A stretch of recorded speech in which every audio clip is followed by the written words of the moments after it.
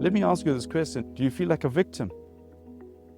If you're feeling rejected, abandoned, hopeless, cruel, nasty, wrong, low self-esteem, you're a victim of something, a situation, a circumstance, a person, a people. So you agree you're a victim. So what's the last decision of power you and I make in order to be a victim? How did we give the power away?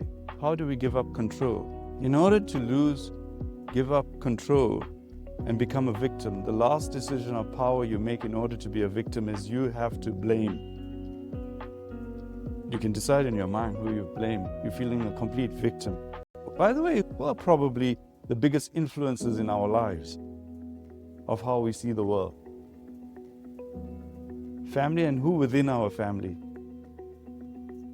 Parents. They tell you, learn English, you're learning English, you see the world as English. If you grew up French, you want the whole world to be French. That's your world. If they tell you you need to be beaten up once a week to be disciplined, you see that as normal. If you got to be hardworking, that's how you see it, as normal. And then we all have these beliefs and stuff that are completely wide, and your parents are your fundamental creators of belief systems. And sometimes you say, no, I don't want to be like my mom and dad, but instinctively, when you're young, you don't judge the world. How you see the world is what it is. So how your parents view the world is your world. You think this is norm, this is how everyone behaves.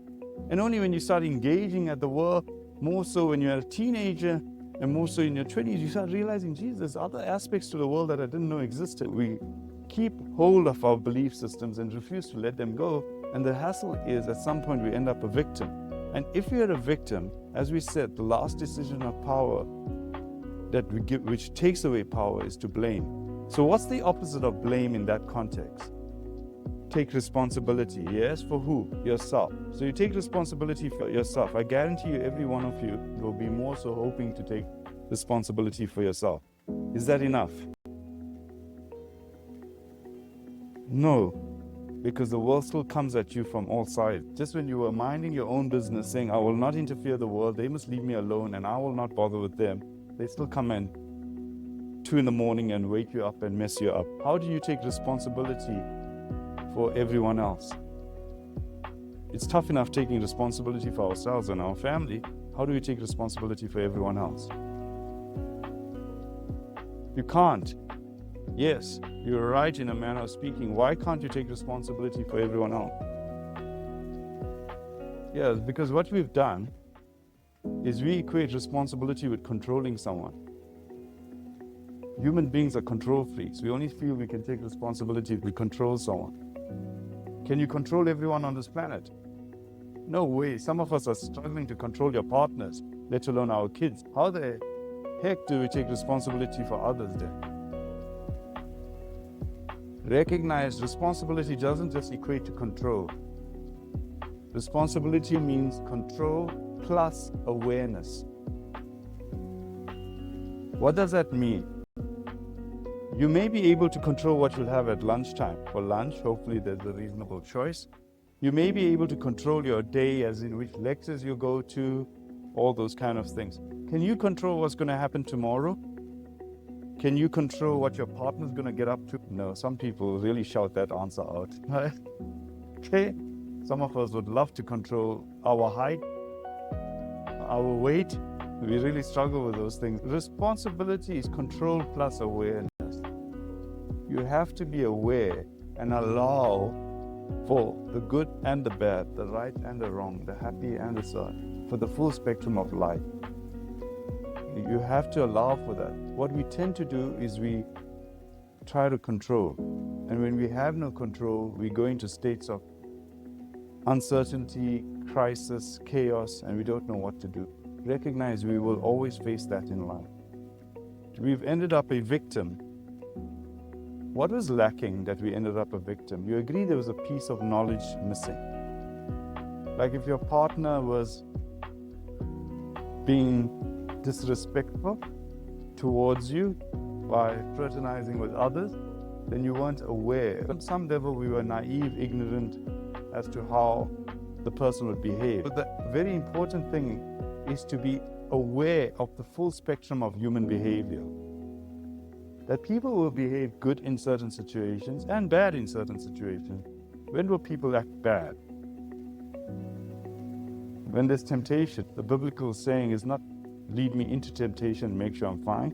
It says, lead me not into temptation, because temptation in itself is dangerous. You are gone. Welcome to planet Earth. You might think I don't care about how others feel, but in order to not care what others feel, you must also not care what you feel. What is caring? Love, isn't it? When someone cares for you, it's just love, isn't it? And all of us, as we said earlier, feel lack of love.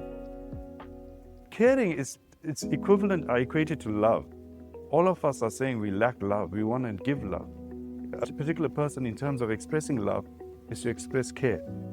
Be wary when we decide. It seems appropriate sometimes to switch ourselves off and say, I cannot give or I cannot care. That the only person we're harming is ourselves. Because what is caring?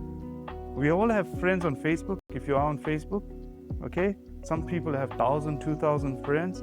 Why do we still feel lonely? Is there a connection with those 2,000 friends or 50,000 followers on TikTok? There's no emotion. Caring is an emotion. We all want connection. Sometimes, like during COVID, as much as someone has got the most number of friends but is living alone, there is no connection. Some of us don't have 2,000 friends on Facebook, but you're alone at home with your partner and your kids. You have absolute connection and you feel no loneliness. Love is not how much you get, it's about how much you give.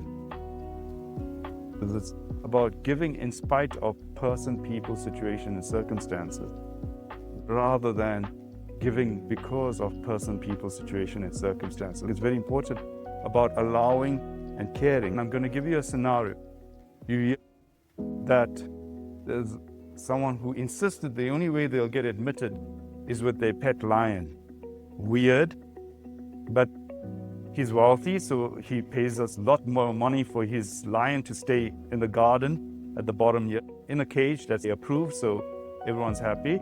There's a lion at the bottom of the garden. Our therapists come up with a lion therapy program. It's a beautiful white lion with a black mane. We check this lion out. It's walking around in its cage. This lion suddenly gets up from wherever it is, and you're sitting on the outside, bored out of your mind, thinking, I don't care about this. This lion gets up and sits near you.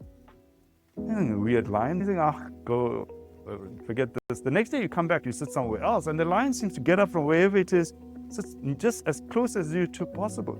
And then you notice whenever you get up and walk, this lion follows you around, and you're like, wow. And everyone starts saying, this lion really loves you. Everyone's referring to this lion as your lion, even calling it by your name. And no matter where you sit, every day it's there by you, doing its thing, inside the cage and you on the outside.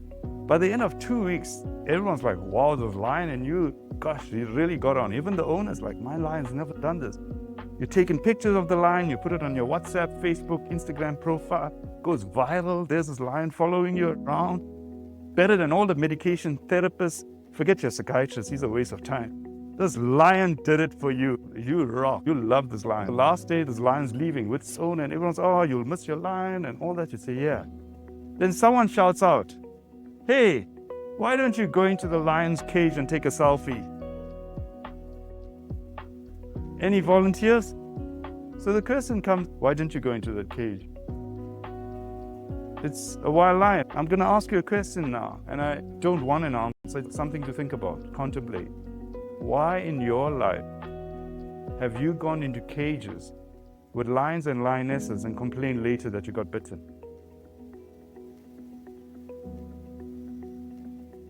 Does that resonate? Yes, because you thought they'll always remain that docile lion. Human beings are more crazier than lions. At least, hopefully, if you went into that cage with a lion, we could haul you out in one piece, drag you off, and the casualty officer at 2 in the morning, when he gets to you, starts stitching you up and asks you, what did you exactly do? What do you tell them? I went into a cage with a lion. They'll ask you, maybe, are you a foreign tourist or something? What do you know that they're thinking about you? Crazy, stupid, naive, victim. We were naive, ignorant, stupid as to the full extent of how people can behave. I'll give you a situation where you, mostly maybe the females, will run into the cage. When will you?